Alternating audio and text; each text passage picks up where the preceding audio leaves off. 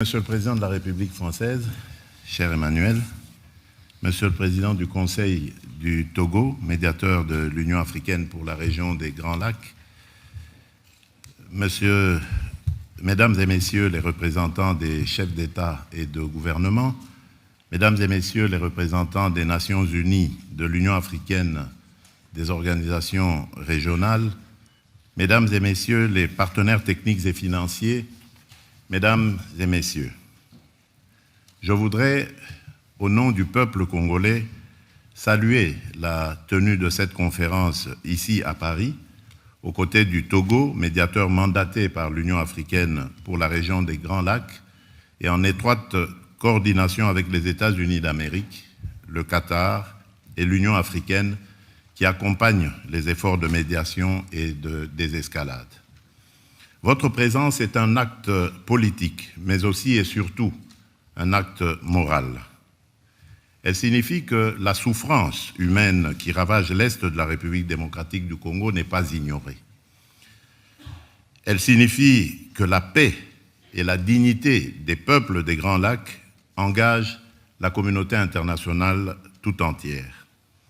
Car si nous sommes réunis aujourd'hui, c'est d'abord pour répondre à une triple urgence. L'urgence humanitaire, l'urgence sécuritaire et plus encore l'urgence de la paix. Mais notre responsabilité va au-delà de la gestion de l'immédiat. Il s'agit de jeter les bases d'une stabilité durable fondée sur 3 piliers indissociables.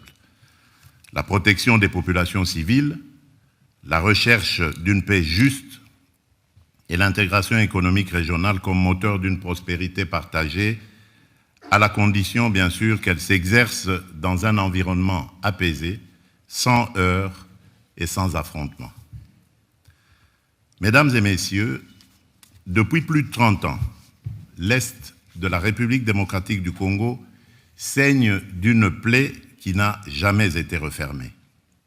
Ce n'est pas une crise passagère, c'est une tragédie qui a déplacé des millions de femmes, d'hommes et d'enfants, détruit des vies, brisé des familles, affaibli le tissu social et compromis l'avenir de toute une génération. La République démocratique du Congo fait aujourd'hui partie des pays les plus durement frappés par les déplacements internes, avec des millions de personnes contraintes de fuir les violences, notamment dans les provinces du Nord et du Sud Kivu. Cette situation dramatique est aggravée par la dégradation des infrastructures, l'insuffisance des financements pour l'aide humanitaire et la recrudescence des maladies. Les besoins sont immenses et immédiats. Protection des civils, prise en charge psychosociale, accès aux soins de santé, continuité éducative, sécurité alimentaire, accès à l'eau potable et à l'assainissement. Les données sont accablantes.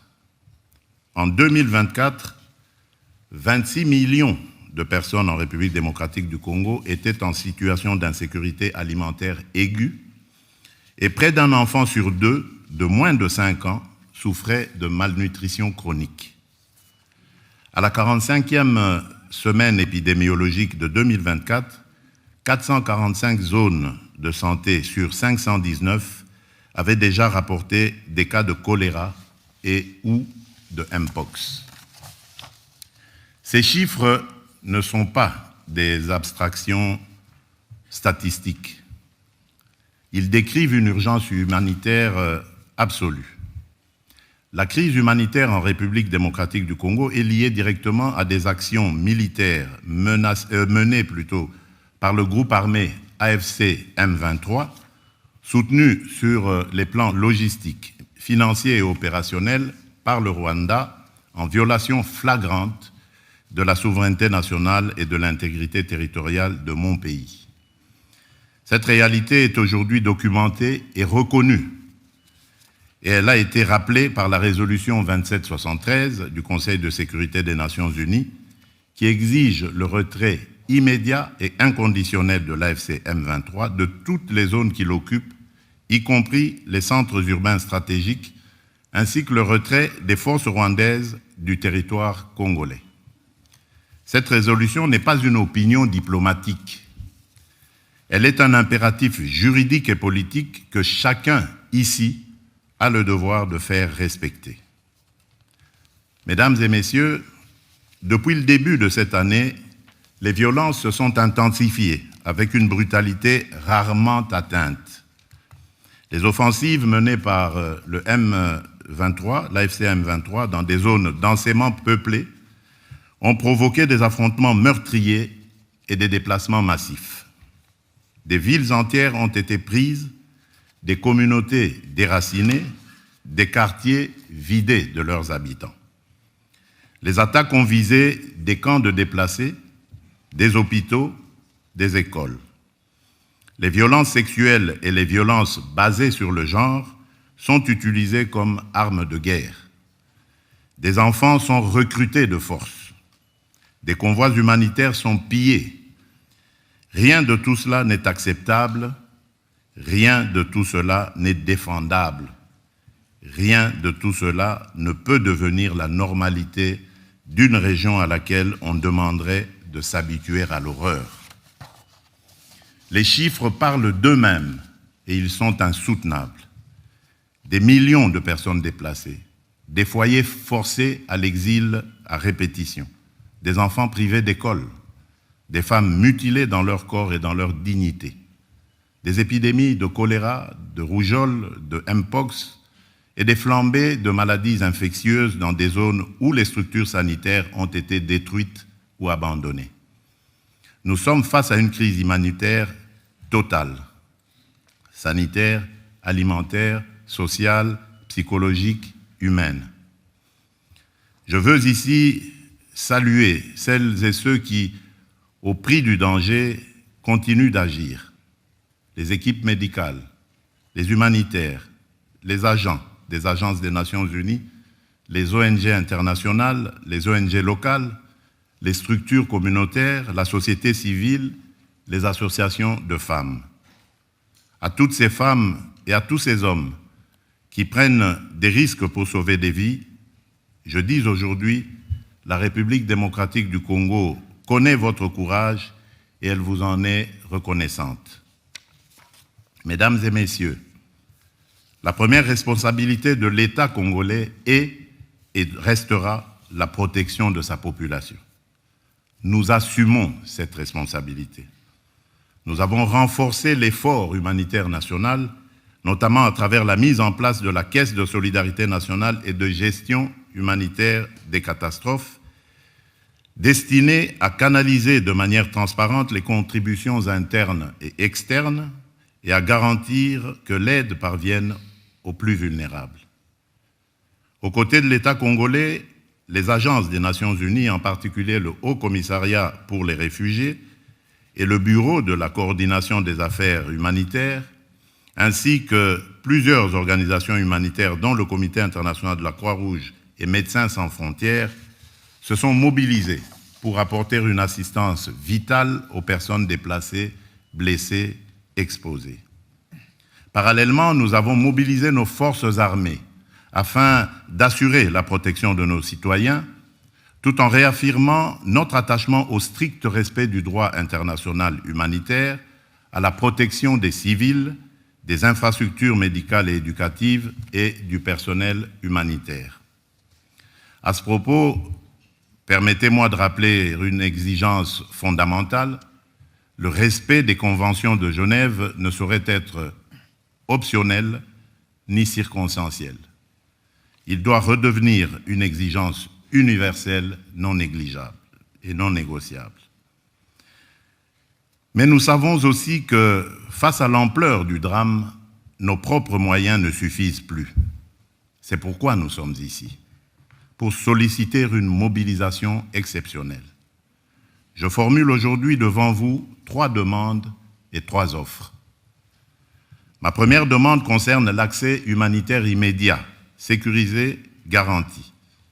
Nous avons besoin de toute urgence de voies humanitaires sûres pour acheminer soins, nourriture, eau, abri et assistance psychologique aux populations prises au piège.